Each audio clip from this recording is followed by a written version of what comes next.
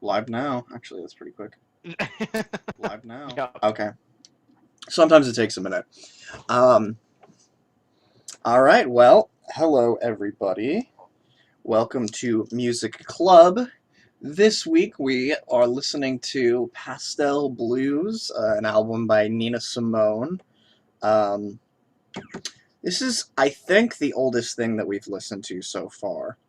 Yeah. Um, Cause yeah, I think we listened to something from like the '70s, but this is from '65. So, Yeah, this um, is older than Thick as a Brick. right. Um, I selected it. Um, Brian said he wanted something with a female vocalist because we had done the last 2 weeks. We did Hailstorm and we did Bent Knee, and those were both female vocalists. So I thought, let's do something a little different. And I threw this in there. Um, yeah, this is Nina's foray into blues music from just the more like classical jazz stuff. Um, and this is one considered to be one of her like best albums.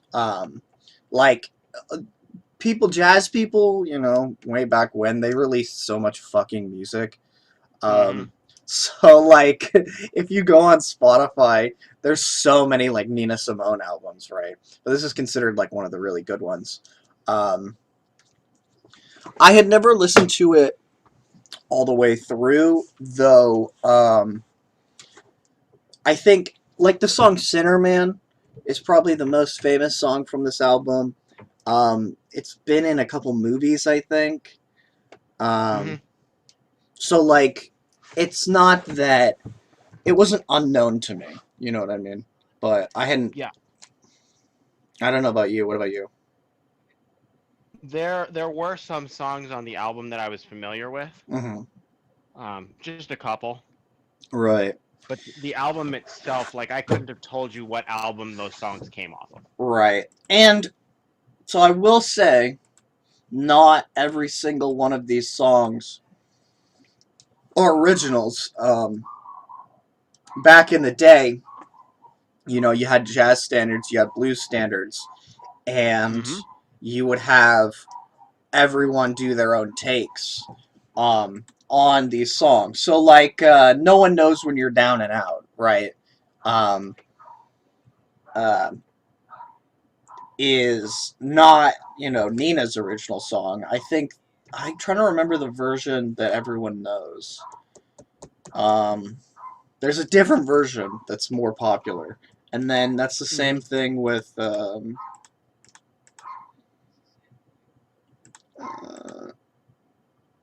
no, maybe that was the only one. So I know Strange Fruit, which we'll talk about a lot more later. Um, the original version is Billie Holiday, but I do think this version is more famous. But like, I don't know. Um, Yeah. I wasn't alive back then. And neither was No, I. none of us were alive back then, so like I really couldn't tell you that much. Um, but like, so yeah, so some songs might like be familiar, but like this specific version, right? The specific Nina Simone version, um, may be new. Um, yeah, there's another one too. Trouble in the Mind. Trouble in Mind. Yeah, there's another one. Um, can you hear the dog barking? Yeah, it's definitely getting picked up. It's okay. Um, he doesn't shut up sometimes. Um, but yeah, there's a lot of history here that I kind of wanted to try to cover. Oh my god. So what was the inspiration for this particular artist as far as because even within the genre there's definitely many female vocalists, the you know jazz blues of that era, there were definitely a lot of female vocalists. What led you towards Nina Simone?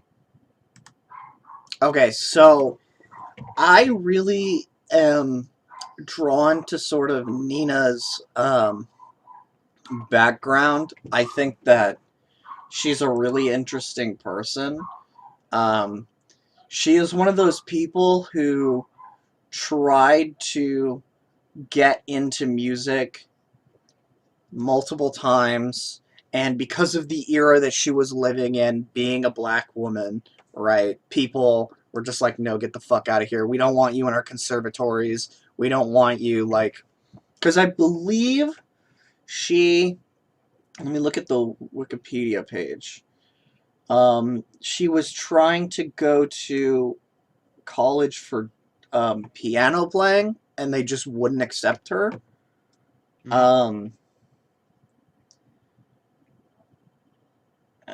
let's see. I don't know. That might not be true. There was something though. I'm trying to remember the exact story. There's something similar. I just could be getting it wrong, and I want to make sure that I'm getting it right.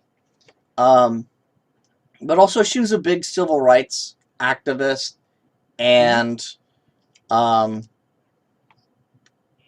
just like a really strong and interesting person who sort of paved her own way in life. Who you know grew up poor and sort of made it, sort of the American dream, even though I find that to be somewhat ironic because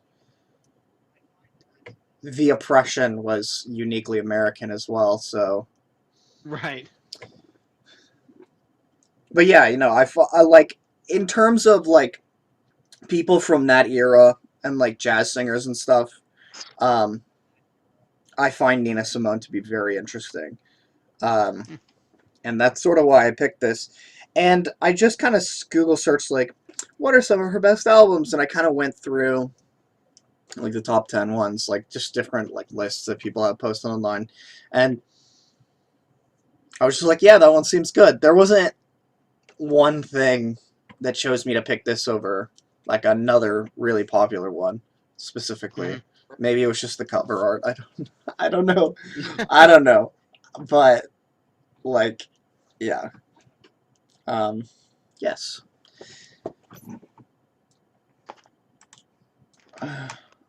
So, what were your thoughts immediately, like listening to the album?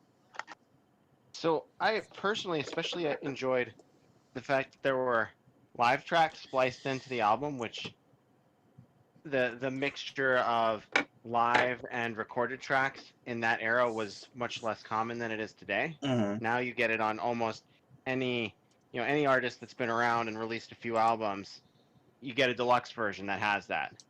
That and I particularly enjoyed the live tracks the most. Um, they the live tracks were a little more jazzy Mm, because, well, Apple lists this as a jazz album because she is a jazz artist. This was right. obviously a blues album. It's in the title. Right. Right. But you got much more of that jazz blues fusion on those live tracks where it added just a little bit of the drums in 3/4, just those eh, punchy guitar riffs that were just kind of in there mixed in with the piano work. And a lot of listening to the album, I was like, this is the type of music I want to listen to when I'm sitting in a lounge or if I go to piano bar. It's the perfect music for that ambiance and environment. Mm, And she has an excellent vocal range yeah. because some of the songs you could just the different emotional inflections you could feel in her voice, Right. which I enjoyed about the album because it made it so you knew you were always listening to something a little different, even though in this type of music that's very vocal centric, that has the piano is there more in a background sense. Right. It's there, it's still the music, but really the album is about the vocals, Right. right? It's her album. It's not a band. It's not a big band. It's Right. it's Yeah. focused on her. So you can obviously tell that it's one album, it's one artist. She's very distinctive, but at the same time, she also has a lot of different vocal inflections and intonations that make for a more dynamic album. So I thought it's a very well done album. Yeah, yeah, And actually, it didn't, I didn't pick up a lot of the, and I was listening to it on my phone, so not right. at a huge volume, but I didn't pick up a lot of, the static that you often get when you listen to an older album like that, even though it's been digitized. Oftentimes you can tell that it's an older album. Yeah, that's true. I mean, um, in terms of like frequency loss and stuff like that, that like you can get from like old vinyls and stuff. I mean, obviously these are the well kept masters. Um, Right. but like, um, yeah, it really does sound pretty good for a recording of its time. Um, Mm-hmm. yeah, I will say like the mixing feels a bit archaic to me. Um, like, and I know that like mixing wasn't really a priority in 1965 for fucking jazz music. Like they didn't really. That's not Right. like something that like that was like heavily considered in the industry of music, right? But like I don't know, there were just like if there could be some kind of spread, if there could be like EQing and stuff to make the instruments more intelligible, but without Mm-hmm. being overpowering or something like that. Like it it really does feel like the only effort that was put in to sort of capture the vocals, and everything else is sort of Yes. an afterthought. And well, that's great because Nina Simone is a fantastic singer. That also kind of sucks because I do want to hear everything else that's going on. And I Right. do care about everything else that's going on, and it isn't necessarily always there. Um, Yeah. and that's just it's just an antiquated way of going about music. Like obviously they would never do because this is a fairly big production. I mean, they would obviously never do that now. You know what I'm saying? Like someone who was as successful as Nina Simone's contemporary, um, whatever, right? Would like Right. modernly would never, yeah, like there would be all the stops pulled out and stuff. So Right. it's just a sign of the time. Um, Especially when, you know, this is an artist who was cranking out numerous yeah, albums in a, and honestly, that style of cranking out music was done even through the 80s, where right, artists were, you were getting an album out every year. right, And now it's, unless it's independent artists who oftentimes do smaller albums and just try and get it out by volume to get noticed, and with her, your bigger labels. it was multiple albums a year. It Yeah. was 4 in 59, 2 in 60, 2 in 62, 2 in 63, 64 had three, 65 had two. Like it was multiple albums a year. Um, Yeah. And you think about that, in some ways it's easier when your artist, your talent is an individual, and then it's studio musicians that fill in anything else in the studio if needed. right, Like in this album, it really wasn't needed. right. The live tracks have other musicians, but I'm trying to recall if I noticed anything besides her, because it was just vocals and piano All on right. just about every other track, Yeah. Um, which makes it easy to get in the studio. yeah. I think. Yeah, I don't know. I think it's definitely primarily, like 70% her, 20% piano, 10% everything else. Yeah. Um, but like, yeah, I don't know. I'd have to listen very specifically to try to see if there's any kind of like percussion or anything. But yeah, you're right about that. Um, let's see.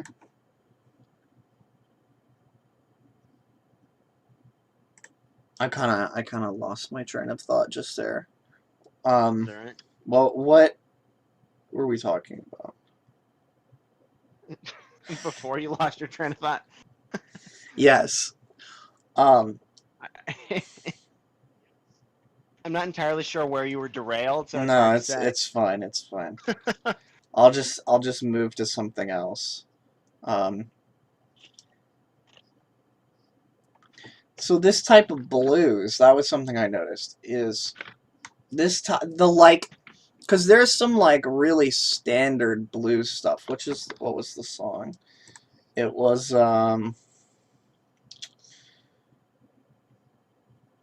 might have been Trouble in Mind. I don't I, remember bel his. I believe that if you're thinking in the same manner that I am, that was more of a traditional blues style. That's the Right. song that I'm thinking of. And that kind of music would definitely be considered boring today. Cuz like there Oh was yeah, a lot of blues, especially like when blues started becoming popularized, um, was extremely formulaic. And whereas literally like these chords in this order, just different lyrics every time, and you could change the rhythms and stuff of how you play, and that's how you wrote a blues song, right? right. It was always pretty much the same. They just kind of varied certain tiny aspects within the song, and then you write your own lyrics, and that style of songwriting would be considered very boring today. But Like no one would by do the that. same by the same token, though, you do still see that in piano bars, Mm, but you're not listening to anything new. right, You're you're hearing it performed like they're not writing original stuff that does that, but you are still getting those type of very traditional performances and it's splashed in, it might be like one song in an hour that an artist plays that has that sort of old school, very formulaic, right, and that's really the only place that you want it, right? Or sometimes if you're relaxing at home, you might want something that has that more simple format. But right. I but yeah, I think you're absolutely right. Nobody's writing that new today. It might still be being performed, but you're Yeah. not Oh, getting new absolutely. work. I mean, yeah. I mean, maybe not new professional work. It kind of seems like the way that you would teach someone to play jazz, and that's how they would start off, or something like that, is or blues or whatever. Right. You'd start off with that basic level, but it wouldn't be mass produced like that. But I mean, when that kind of music was being written that way, there wasn't a music industry. Like Right. Not there, like it is today. right? There was an industry of music, but there wasn't like this you know, deeply connected group of like very few studios and stuff that control 90% of all the music that you hear in the radio and stuff. Um, Right. like that didn't exist back then. Um, so it's certainly like the approaches to songwriting um, were a lot different, Hmm. and that is interesting. How music changes so much sheerly based on your ability to hear it, right? If you Hmm. were a blues singer who, traveled around and played music and people didn't really listen to the radio or anything, that formula, you could do it a million times over and it sounds new to every person. But now Right. that there's like YouTube and whatever, even just the radio and TV and stuff, you do that song one time and then that's it. and then anyone Right. can hear that one performance of it, and you have to go and then write something new. Yeah. Yeah. There's the way that the internet has Mm, changed music, mm, even because I mean, you had radio play right. then, right? But it was like you were saying, it was very radio play was regional. Hmm. It was your local radio. Right. It wasn't. There was no satellite radio. There was no YouTube. There was no Spotify. No iTunes. No none of Right. that. No Apple Music. It was you were listening to what your city. It wasn't like we were talking that these radio stations were broadcasting statewide. They still don't. Yeah. Most local radio stations don't have the ability to broadcast statewide, depending Yeah. on the Depending on county what you're in. state, yeah, depending on what Yeah, state you live in, you live in a state that's that big, fucking, they can broadcast statewide. You live in fucking, California or something. That would be technologically impossible. right.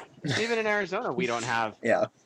Usually you're good while you're within Maricopa County, but as you start to exit, you lose most of the local stations. There's some that now have different stations for different regions, but yeah, you were limited to your regional music, and obviously you weren't traveling as much then either. Right. So what you could hear and what you were listening to was much more narrowed than it is today, where you can just go on and type, jazz or bluesy jazz, Hmm. and you're gonna get thousands and thousands of artists and albums to listen to. Yeah, so many people competing for your attention all at the same time. Just Right, and so much you've got to information, pop. yeah. Yeah. Yeah. Yeah. And But I, yeah. I think it would it would be a tragedy though if there wasn't an opportunity for this type of music to develop, because it is a backbone to other styles of music, right? Like, Absolutely. I mean, this was about the same time as Motown, but Hmm. this style of music existed before 65, Right. right? Like, this type of music is what led to the development of that type of music. Right. Right. Yeah. Yeah. And then, Motown led to more modern R&B music. So Right. all of these kind of developed into something else. Yeah. I believe that this album was considered R&B. Obviously, it wouldn't have been R&B as we know it. Yeah, so it was number 8 on the top R&B slash hip hop charts. Um, which, I don't know when that was. I guess that was a Billboard 200 chart, so it didn't say what year it is. But yeah, this is R&B. I mean, it is like rhythm and blues. It is that. Right, it Now, is. whether it's not our contemporary understanding of R&B as a genre, right? Like obviously that has developed far into its own, but literally rhythm and blues, this is where it came from. Um, Right. Modern R&B is not really rhythm and blues, right? It's not. Yes, it can be, but most of what we think of in pop culture doesn't meet the bluesy element. It right, doesn't. Not as you would define blues if you were teaching someone how to play blues, time right, signatures, styles. It doesn't meet any of that. right. Yeah, it's definitely a It's got development rhythm. from it. Yeah, I mean, all Yeah. music has rhythm. It would be impossible to have rhythmless music. Exactly. Um, But yeah, no, yeah, it's definitely a development from blues as opposed to actually being what we think of as blues. But then again, genres are also kind of things that we put onto things post them actually existing and growing and True. stuff. So like when music is growing and like when a new style or a new genre is growing, like what we never think that that genre doesn't have a name when people are coming up with that music. We only give it a name after we understand what that is. Um, Right. So, like, genre names are almost completely irrelevant to me. Not, not, Especially today. I think yeah, they meant more. They meant more then. Like, when we started to invent like the genre alternative. yeah, I know what the point was. It was supposed to be rock that didn't fit into anything else, but that doesn't work when it starts to dominate the rock era of like the 90s and the 2000s. all right, That was the pop music of rock, right? right, That was what was popular at the time, and now right. it still exists, and it's like there's alt country, there's alt rock, there's alt metal. I'm like Yeah. that, Once there's alt became the cool thing, and yeah, like in the 90s and right, stuff, everyone was alternative, and like the 2000s, like everyone, was all, yeah, absolutely. And also, blues rock is alternative now. Like, the, like, which doesn't proto rock, right, is, like, blues considered rock is classic rock, right, right? is I mean that's considered alternative now. But classic rock is only rock that was recorded in like 1970 and 1980. So like although it does although classic rock stations now go into like, oh, what I heard Black Hole Sun on classic rock station. I'm like, it it just makes me feel old. yeah, You know, yeah, this is music that came out when I was in high school. That's not classic rock to me. Classic rock is the music that originated rock. That's how I think of classic rock. The right, 60s, right. 70s, early Like Led 80s. Zeppelin or something, right? Like Right. something yeah. But you know what? When Led Zeppelin was coming out, it wasn't considered rock. Led Zeppelin was heavy metal. Yeah. And now you're not going to catch Led Zeppelin in any metal fucking. So genres are somewhat meaningless. Somewhat Yes. meaningless. If Led Zeppelin. And so, what is Led Zeppelin now if it's not classic rock? Is it just the classic rock canon expand? Or is there like an even more classic rock and then the 90s stuff is now the classic rock? It's like super Yeah. classic. I don't know. And calling any genre modern when modern classical, it's like yeah, it's modern to you when it's released, and then 10 years later, is it still modern classical? Like, 20 years later, is it modern classical? Like, what is it? Like, Right.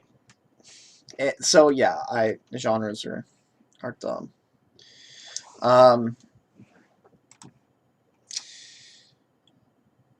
let's see.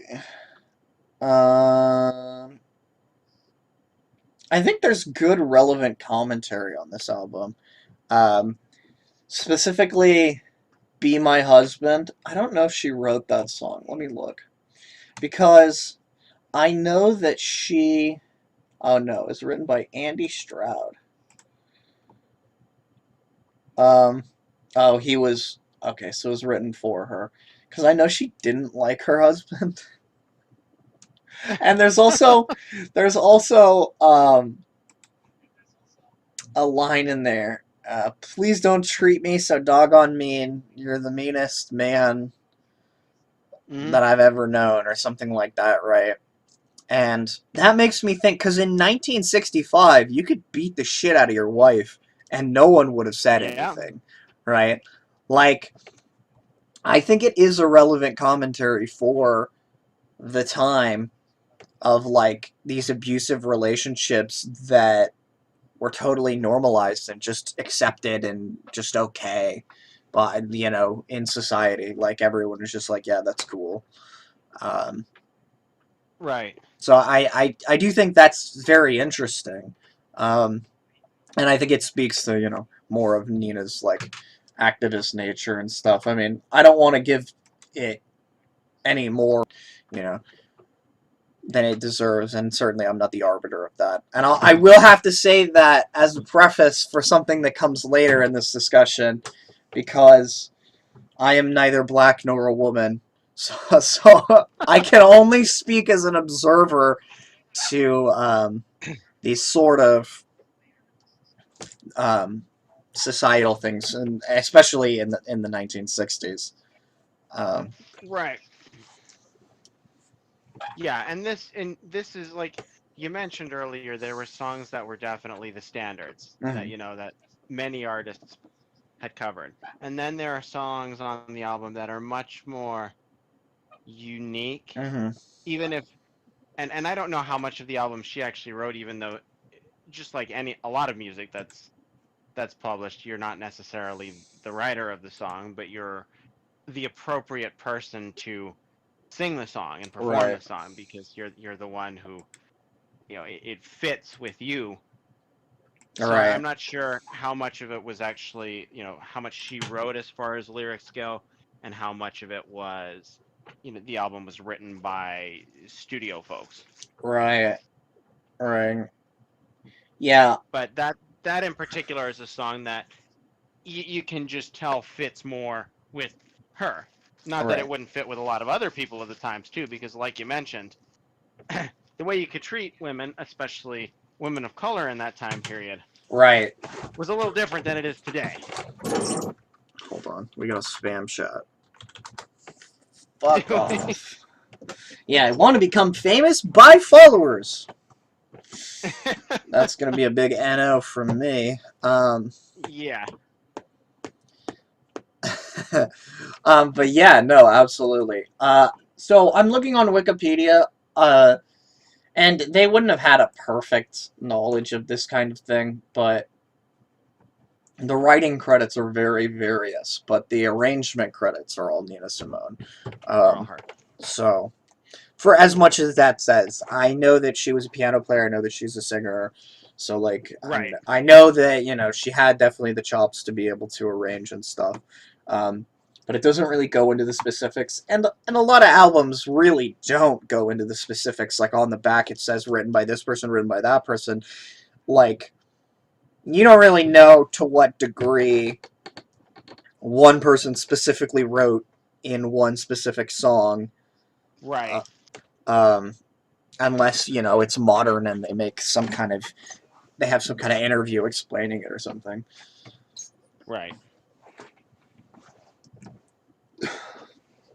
But yeah, yeah, there's a lot of writing credits on this actually. That makes sense because when you take a, like for instance, nobody knows you when you're down and out, right? That wasn't written by her. That was someone else's song that they did, and that was totally cool back then. You could just do that. You could just do someone else's song and put it on your album, and do your own Oh yeah. version. And I mean, you can still do that today, Oh but yeah. You got to be careful. you just can't do it like this. You can't just have it just be a regular song on your album. Um, you have to either, you know, release it, specially, or you have to pay royalties or Right. whatever. Because especially modernly, the fucking the fucking big record labels will nickel and dime every nickel and dime that they can get out of Oh you. yeah. Like, they have gotten YouTube videos where, because they claim them, so they don't get them removed. They just try to take the money that the person is making on the YouTube Right. video and they claim that's a copyright. And, like, literally, like, there was an example of someone singing Living on a Prayer, and it wasn't a cover, they were just singing the chorus because they were at halfway to reaching whatever their goal was. So they were singing the chorus to Living on a Prayer, just like Mhm. 10 seconds, and that video got claimed. And it's like these fucking, they will try to get any little piece of the pie Oh that they yeah. can. And that especially goes towards any of you prospective musicians out there. Be very careful, because they will get you. Yep. Don't take splices from other people's music unless you want trouble. Well, so what I've heard from sampling is with sampling, it's like they probably won't get you on sampling unless you're popular. But if you're popular, you're gonna pay them like $10,000 for that Yeah. sample. So like, you know, just think of that. Like if you're releasing shit on SoundCloud and you're sampling and stuff, they'll never, whatever. But Oh if yeah, if they're you not gonna have find that. yeah, if you have millions of plays on Spotify, you're probably gonna have to give up all of your royalties for that song to the music, to the fucking, to whoever you sampled. Like people were talking about, it's like college tuition expensive, um, to use certain samples. Yeah. What? I mean, there's a risk, but then you could be the person who stands up to him and takes him to court. Yeah, And if you actually win, that's a you're big win. you just gotta hope you make other music that's popular also, because you will certainly have the notoriety at that point. Right, right. So Yep. speaking of sampling, this album was sampled on another very famous album. Kanye sampled this Really? album. Yes, he sampled specifically "Strange Fruit" um, on in his album Yeezus on the song "Blood on the Leaves," which is a direct sample taken. "Blood on the Leaves" was taken directly from this. So um, I'm sure he didn't pay anything, but that's old music, so they don't really like. I mean, Yeah, and it depends on the original, who the original record label was, who finished with the royalties, and right. you know where all that, or who finished, I should say, with the ability to claim royalties on the Mm. music. So it looks like. So I clicked on the record label was Philips Records, which is parent company Universal Music Group. They still exist for sure. Yeah. Universal Music Group. Yeah. Fuck UMG. UMG is one of the worst ones. Um, unless they want to give me money, then they're the best. But you don't know where, artists at that time, a lot of times the record label held on to Yeah. the rights for a while, and then the artist actually got it, which meant it would be to her estate, and maybe her estate All right. doesn't care. Who knows? So I know that Nina specifically got fucked um, out of a lot of money in terms of um, the rights to her own masters. I don't know if this album is one of them. Hmm. But I know she lost like what was like $1 million at the time. Like $1 million, like actually $1 million then. So it'd be more money With now. Yeah, with inflation, that would be a shitload of money now. Right, right. And she basically got screwed all out of all that money. She got like $3,000 instead of $1 million.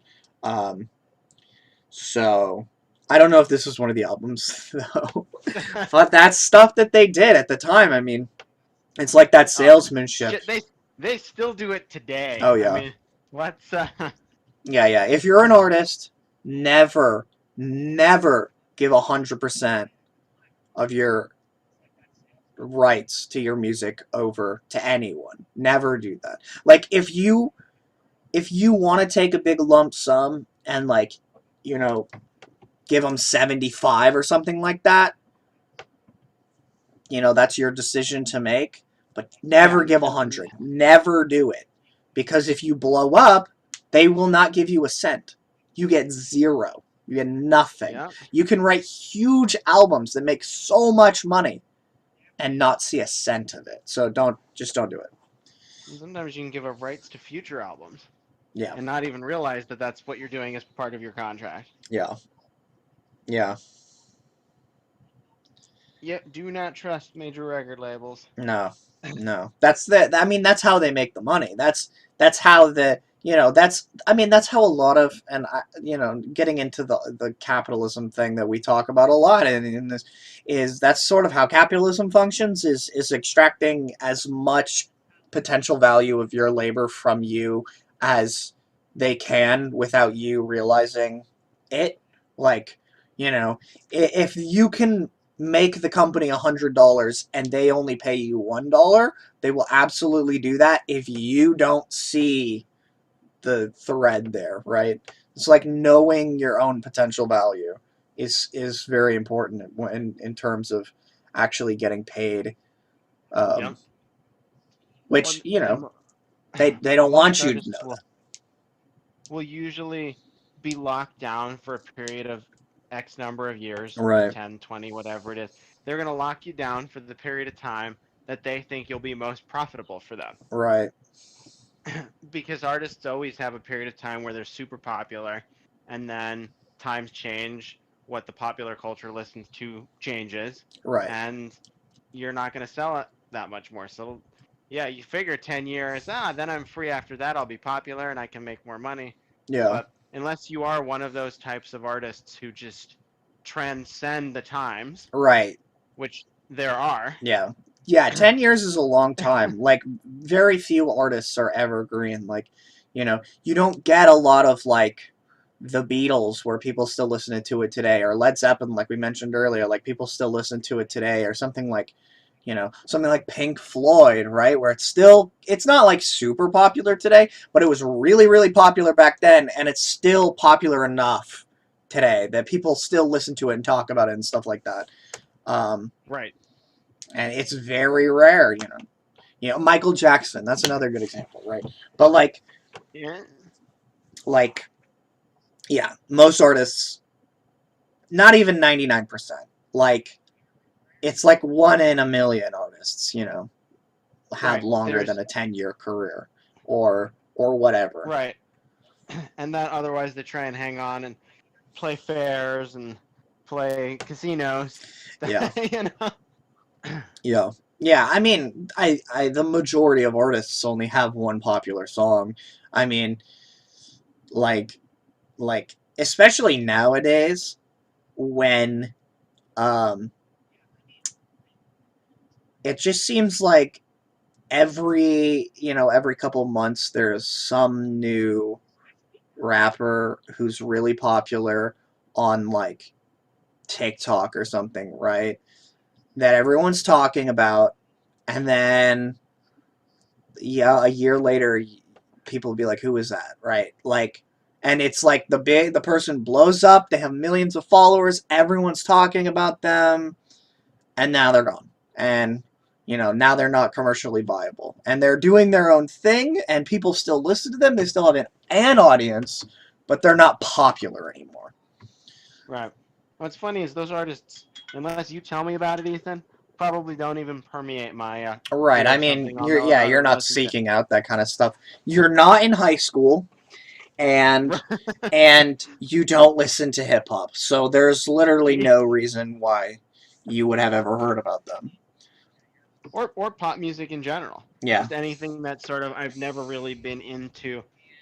There was a period of time when I was in high school where the popular punk of that era I enjoyed, but I never got into the grunge, which was Right. also the other grunge and alternative going back to.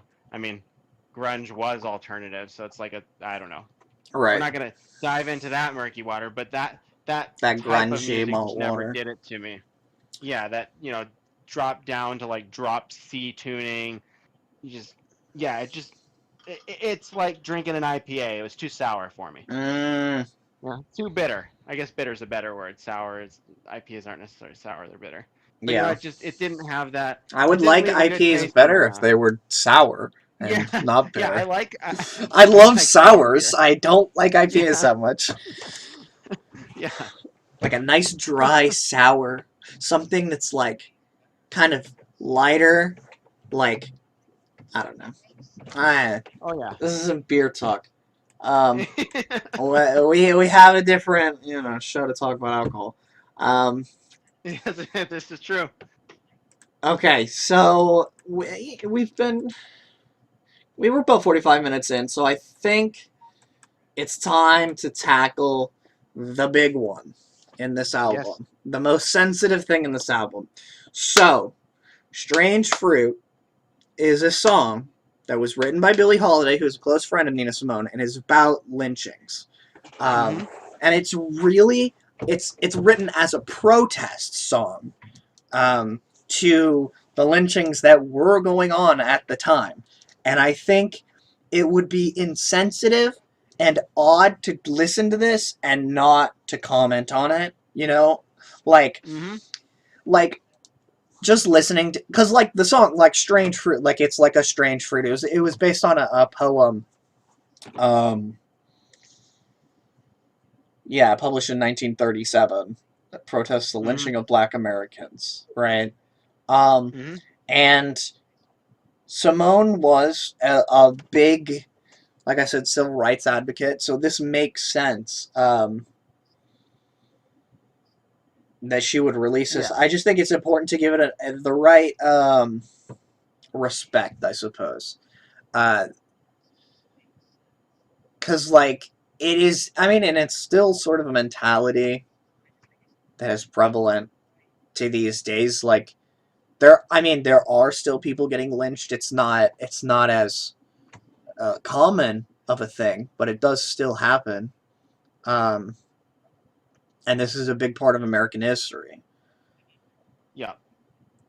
Which I think doing Strange Fruit into Sinner Man, brilliant. And it is the best part of the album, in my opinion.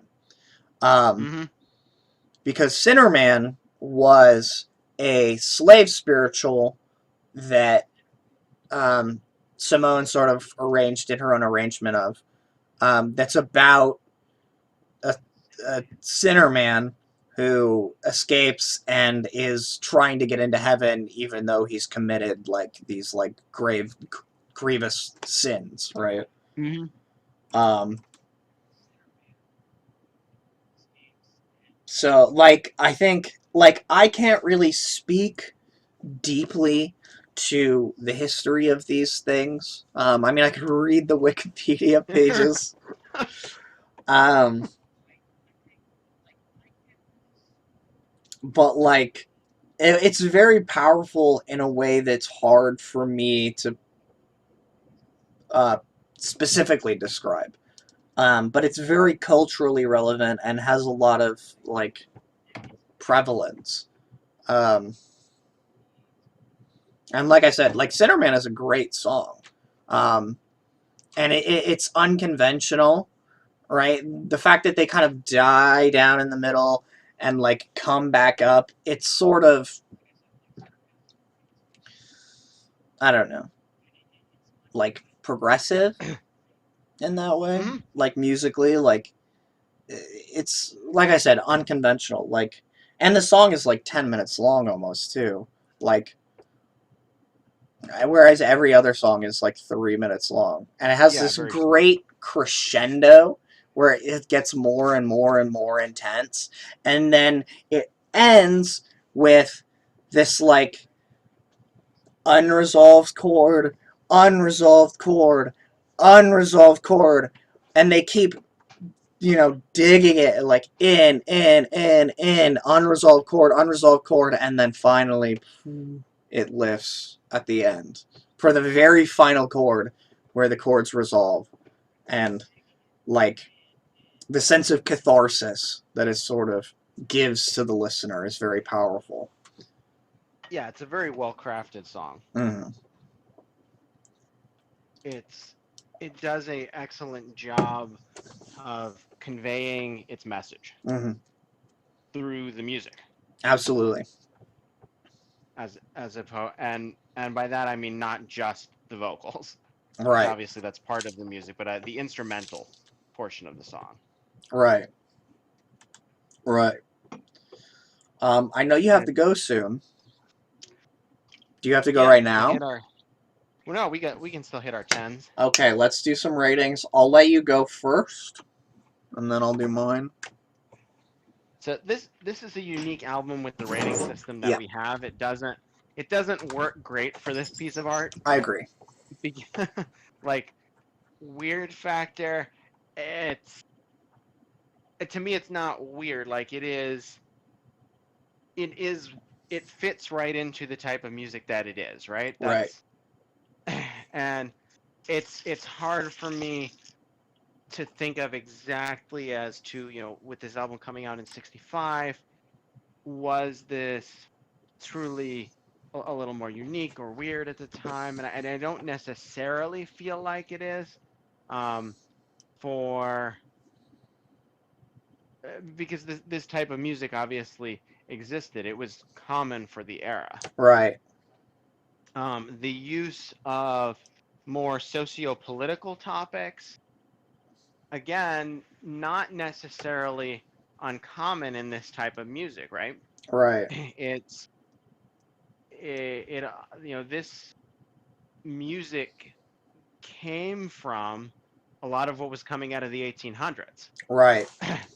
So I don't I don't really think that even that was weird. So I feel like for weird factor, it's kind of falls on like a 2 to 3 to me. It's not weird. And I'm trying to look at it and even look at it in the times.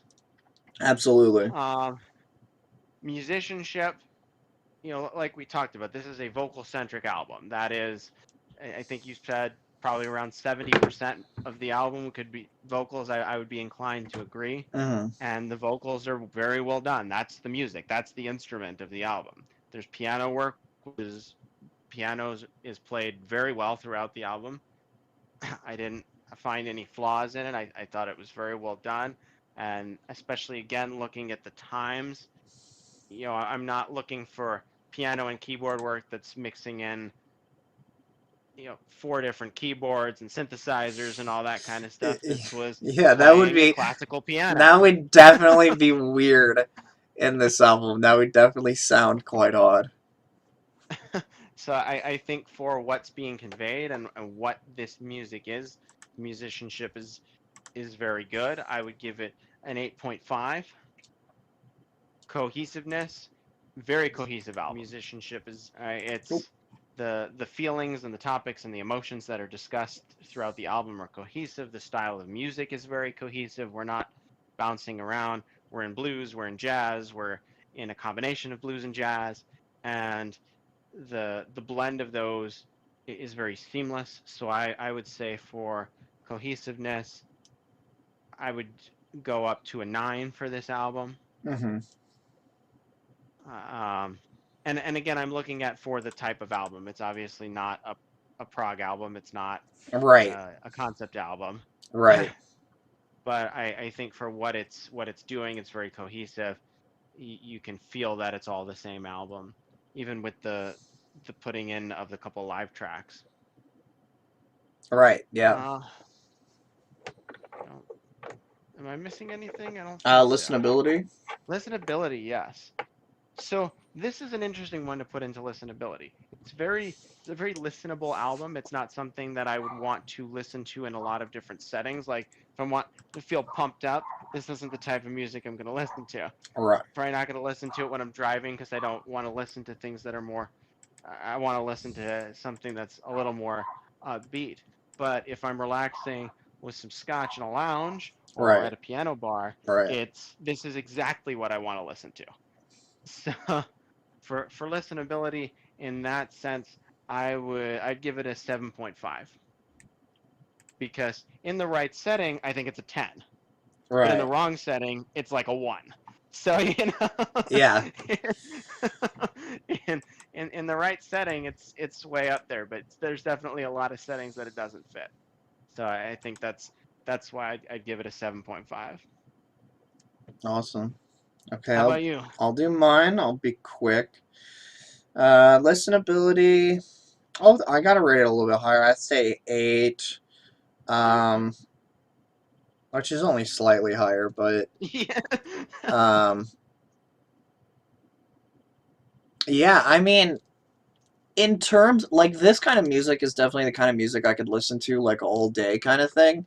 Um, Now I wouldn't put on this same album over and over and over and over. Right. Um, But, in that 30 minutes of time or whatever that you're listening to it, there was never a point when I was wanted to turn it off. There was never a point when, my ears were offended or like I Right. felt like, oh, I just need a different mood. You know what I'm saying? For what it Hmm. is, it's fantastic. Like, if we want to look at the great canon of every jazz slash blues album that's ever been released, like, am I gonna go, this is the absolute apex? No. But Right. it doesn't need to be. Especially when you're putting out multiple albums a year. Right. That was uh, the idea. yeah. Which ties into musicianship.